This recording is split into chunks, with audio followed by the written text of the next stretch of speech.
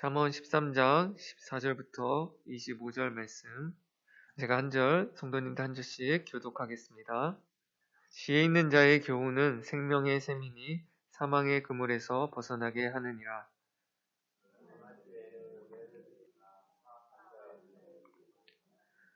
무릇 슬기로운 자는 지식으로 행하거니와 미련한 자는 자기의 미련한 것을 나타내니라.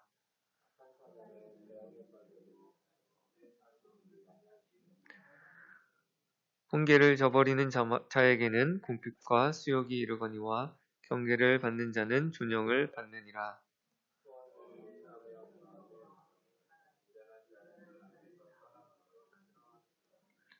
지혜로운 자와 동행하면 지혜를 얻고 미련한 자와 사귀면 해를 받느니라.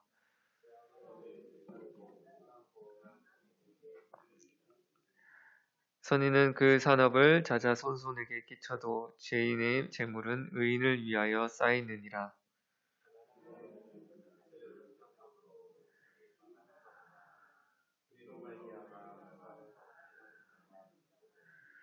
매를 아끼는 자는 그의 자식을 미워함이라. 자식을 사랑하는 자는 근실이 징계하느니라.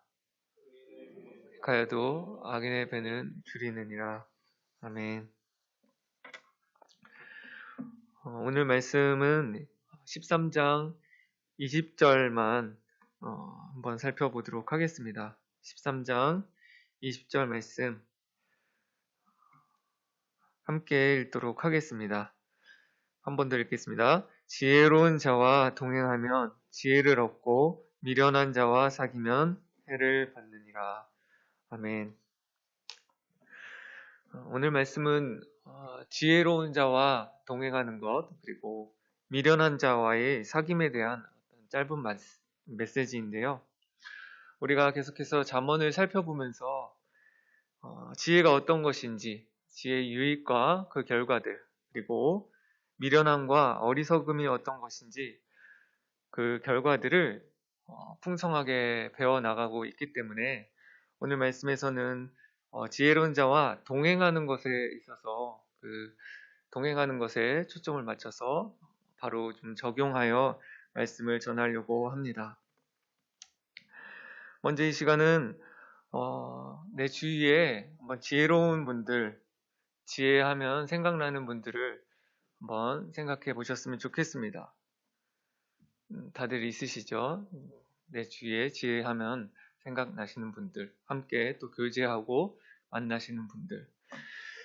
우리가 그분들과의 만남을 좀 더 소중히 여기고 그분들께서 우리에게 가르쳐 주었던 그런 가르침들, 그 지혜들을 한 번쯤 우리가 시간을 내서 좀 생각해보고 정리해보는 시간을 가지는 것도 우리에게 유익할 것 같습니다. 저도 말씀을 준비하면서 내 삶에서 여기까지 오기까지 계속해서 교회 안에서 또 집사님들, 함께 동역했던 선생님들, 목사님들 참으로 지혜의 모습들을 보여주셨던 시간들을 기억해 보았습니다. 그리고 그분들을 통해서 배웠던 것이 무엇인지 짧게 요약해보고 말로 또 표현해보기도 했는데요. 그런 진정한 섬김에 대해서 보여주셨던 분들도 계셨고, 또 어떤 분은 다른 사람들의 말을 절대 옮기지 않고, 그러므로 인해서 아주 신중하게 잠언에서 말하는 그런 언어 생활을 보여주셨던 분들도 있었고, 또 어떤 장로님께서는 정말로 너무 성실하시고 부지런함을 보여주심으로 인해 그런 부지런함의 또 지혜에 대해서 직접 보여주시고 깨닫게 해주신 분들도 있었습니다.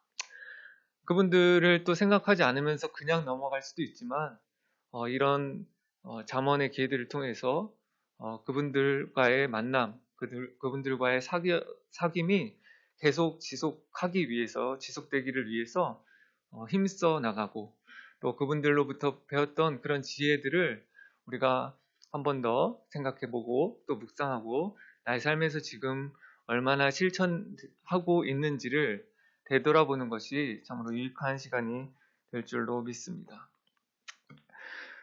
또한 두 번째로는요, 우리가 거룩한 상상력을 동원해서 사용하여서 우리 성경의 인물들과 대화하고 동행하는 시간을 가졌으면 좋겠습니다. 성경에는 정말 위대한 신앙의 인물들이 많고 또 그에 따라서 정말 여호와를 경외하며 우리에게 지혜를 주는 신앙의 위인들이 너무나 많이 나와 있습니다. 성경이 여러 장르로 쓰여져 있는데 시편 같은 경우는 시, 또 잠언 같은 경우는 시나 이런 오늘같이 짧은 경구들로, 또 묵시적 예언들, 그리고 교리적 내용을 담고 있는 서신들, 여러 가지 장르로 쓰인 것이 참으로 우리에게 귀하다는 생각이 듭니다. 그 중에서도 저는 성경이 이렇게 이야기의 형식으로 내러티브로 쓰여진 것이 참으로 감사하다는 생각이 들어요. 우리 삶에서 너무나 구체적인 상황들 가운데 똑같이 한 인물들이 어떻게 생각하고 그 상황 가운데 어떻게 선택하고 행동했는지를 너무나 자세하게 잘 묘사되어 있는 그 장면들을 우리가 보고 또 묵상하는 가운데 그분들이 어떠한 모습으로 그렇게 살았는지를 생생하게 우리가 알 수 있기 때문에 너무나 감사한 것 같습니다.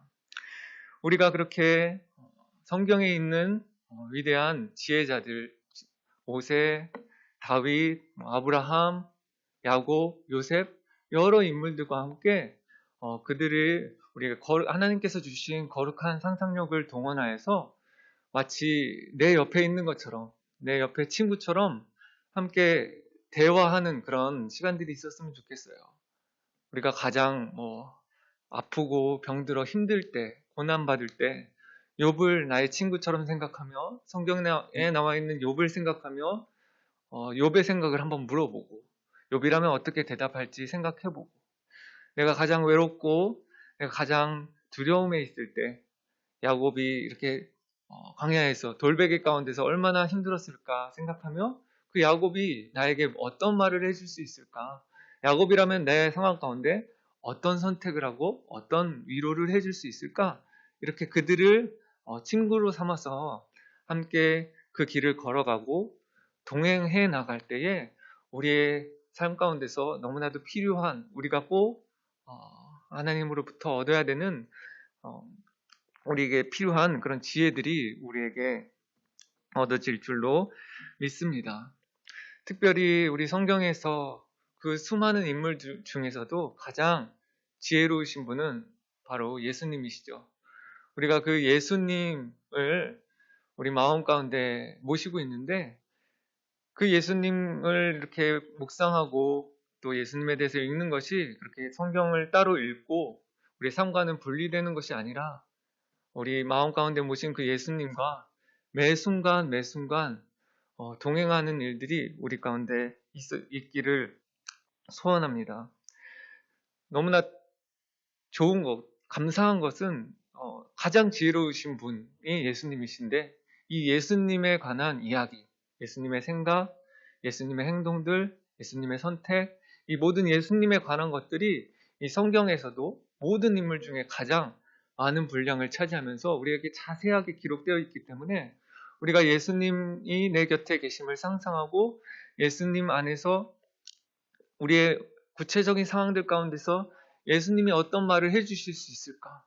예수님과 함께 그렇게 대화하는 것이 다른 인물들보다도 더 우리가 수월하게끔 그렇게 성경에 많은 기록들이 있기 때문에 우리가 그 성경의 기록들, 그 말씀들을 항상 묵상하며 그 묵상하는 시간 외에도 우리의 삶의 구체적인 순간들 가운데서 그렇게 예수님과 대화하는 일들이, 동행하는 일들이 일어났으면 좋겠습니다. 많은 기독교인들이, 크리스천들이 이 책을 통해서 은혜를 받았고 또 많은 하나님을 만나는 경험을 얻었던 책 중에 하나님의 임재 연습이라는 책이 있습니다. 로렌스 형제라는 분과 프랭크 루박이라는 사람의 글을 편집되어서 이렇게 책으로 출판되게 되었는데요. 이 하나님의 임재 연습의 저자인 둘 중에 한 명인 저자인 프랑크 루박의 글을 잠깐 인용하도록 하겠습니다. 1분에 1초씩이라도 그리스도를 마음에 모시려고 노력해 보십시오. 다른 일을 멈추거나 잊을 필요는 없습니다. 다만 그리스도를 초청하여 당신이 하고 있는 일과 말과 생각을 나누면 됩니다. 네. 우리 가운데 그리스도를 초청해서 우리가 하고 있는 일과 말과 생각을 나누면 된대요. 그런데 예수님은 보이지 않으시기 때문에 이러한 것들이 매 순간 계속해서 더 깊이 이것들을 누리고 이것들을 이렇게 체험하는 것들이 쉽지가 않은 것 같습니다. 그렇기 때문에 이분들은 그 예수님의 하나님의 임재를 너무나 갈망하고 더 깊이 체험하고 싶기 때문에 이것들이 그리고 또 쉽지 않았기 때문에 끊임없이 연습하고 연습하는 일들을 그런 글들로 그렇게 표현했는데 그래서 책 제목도 하나님의 임재 연습이라고 하죠. 그렇게 1분의 1초라도 또 뭐 저희들은 1분의 1초까지는 어렵겠죠. 좀 더 우리가 많은 시간을 계속해서 의식적으로 예수님이 우리와 함께 임재하고 계시고 그 예수님께 우리의 일과 우리의 말과 우리의 생각들을 나누고 듣는 일들이 일어났으면 좋겠습니다. 그 책에 대한 소개로 하나님의 임재 연습은 그곳에서 생활하는 동안 로렌스 형제가 하나님의 마음을 알아가면서 깨달은 영적 통찰이다. 로렌스 형제는 수도원에서 주방 허드렛 일이나 신발을 수선하는 일을 하면서도 순간순간 호흡하듯 하나님의 깊은 임재 속에서 온전히 살았다. 그가 하는 말보다 본이 되는 그의 삶이 사람들에게 더 큰 영향을 끼쳤다. 이 책은 이 땅의 단조롭고 고된 일상에서 하나님의 임재를 연습함으로써 하나님과 친밀하게 동행하는 복을 누리라고 우리를 초대한다라고 하고 있습니다. 그 당시에 수도사로서 가장 허드렛 일로 여겨졌던 설거지를 하며 또 구두를 수선하는 일을 하며 그냥 아무 생각 없이 할 수 있는 그 가운데서도 계속해서 하나님의 임재를 갈망했고 하나님과 함께 걷는 것을 생각하고 연습하였더니 정말로 하나님의 임재를 너무 깊이 누리는 은혜를 얻었던 그분이 바로 로렌스 형제님이신데 그러한 글들을 통해서 우리가 알 수 있듯이 우리가 계속해서 매 순간마다 하나님의 임재, 하나님과 동행하는 연습들을 해나갈 때 우리 삶 가운데서 하나님 주시고자 하는 모든 충만한 지혜들을 우리에게 허락하실 줄로 믿습니다. 마지막으로 제가 하나님과 동행이 참으로 얼마나 중요한지를 깨닫게 되는 경험이 있었는데 그것들을 말씀드리고 말씀을 마치려고 합니다. 제가 신대원 2학년 때의 일이었습니다. 너무나 신대원의 신학대학원에서 공부할 것들이 너무 많은 거예요. 이런저런 책들도 봐야 되고 수업도 많고 과제도 많고 하나님 위해서 잘 준비되어야 되는데 그 모든 공부를 해나가는데 감당이 좀 잘 안 되고 벅찼습니다. 그 가운데서도 또한 여전히 사역도 병행해 나가고 있었기 때문에 우리 영혼들을 또 인도하는 일도 너무나 오히려 공부보다도 또 중요하기 때문에 어느 것 하나 이렇게 놓칠 수 없는 상황 가운데 또 제가 일산에 사는데 용인으로 이렇게 2시간 왕복 2시간씩 그렇게 매일매일 다니면서 시간도 모자라고 또 가정에도 충실해야 되고 제가 너무나 감당이 안 돼서 이것 하면은 저것이 부족하고 이것 하면 저것이 부족한 그런 상황 가운데 너무나 힘든 상황을 맞이했습니다. 그때 하나님께서 저에게 의미 있는 꿈을 꾸게 해주셨는데요. 그 꿈이 이러한 내용입니다. 꿈에 예수님이 나왔는데요. 배경은요 아주 빛나고 환한 흰색의 그런 배경이었고 그 가운데서 사람들이 막 열심히 자전거를 타고 가는 거예요. 그리고 저도 아주 열심히 자전거를 타고 가고 있었습니다. 그리고 사람들이 가는 방향은 한 곳이었고 그곳은 바로 하나님을 향해 가고 있었고 하나님을 위해 가고 있었습니다. 그렇게 열심히 가고 있는 저에게 예수님께서 꿈에서 나타나셔서 저를 막 쫓아오시면서 종현아 나와 함께 갈 수 없겠니? 난 너와 함께 동행하고 싶다 라는 말씀을 하셨어요. 그리고 그 말씀을 듣고 제가 꿈에서 깨고 내가 하나님을 위해 열심히 달려간다고 했는데, 하나님을 향해 달려간다고 했는데 막상 하나님이신 이 예수님을 이렇게 빠뜨리고 나 혼자 그렇게 달려가고 있었구나를 깨닫게 되었어요. 그래서 저는 기도하며 또 성경적인 의미를 살피면서 좀 결단을 하였습니다. 공부, 사역, 그리고 가정, 이것들 너무나 중요한데 완전히 전적으로 내가 하나님과 동행하는 것, 하나님의 임재를 경험하는 것에 나의 모든 집중과 그 초점들을 맞추기로 하고 결단하며 나아갔을 때에 너무나 감사한 것은 하나님께서 놀라운 지혜들을 주셔서 그 한 학기 동안 하나님 보시기에도 이렇게 공부와 가정과 또 사역들을 잘 감당할 수 있는 은혜와 지혜를 주셨습니다. 이처럼 너무나 하나님과 동행하는 것은 귀한 것이며 또 그 전지전능한 하나님과 친밀하게 동행할 때에 우리 삶의 모든 지혜를 주실 것을 믿으며 우리가 소망하며 살기를 이 시간 소원합니다. 자, 마지막으로 이 말씀 한 번만 더 읽고 기도하고 마치겠습니다. 지혜로운 자와 동행하면 지혜를 얻고 미련한 자와 사귀면 해를 받느니라. 아멘. 기도하겠습니다. 하나님,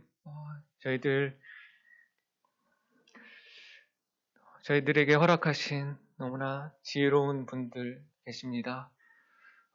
그분들과의 만남, 그분들과의 동행을 우리가 소중히 생각하며 계속해서 그분들을 통해서 우리가 지혜를 배워나가게 하여 주시옵시고, 또 성경의 수많은 인물들, 그 인물들을 통해서 하나님을 경외하고 하나님을 더 깊이 경험하며 그 임재를 깨닫는 일들이 우리 안에 더욱더 커져나가길 원합니다. 특별히 우리 예수 그리스도를 우리가 더욱더 사랑하고 그리스도를 우리 마음 가운데 모셨는데 그 모신 예수 그리스도를 함께 더 많은 시간들 더욱더 자주 그분과 교제하고 또 예수님으로부터 지혜를 얻어서 우리 삶에서 많은 것들을 그 지혜들을 실천할 수 있도록 인도하여 주시옵소서. 예수님 이름으로 기도합니다. 네.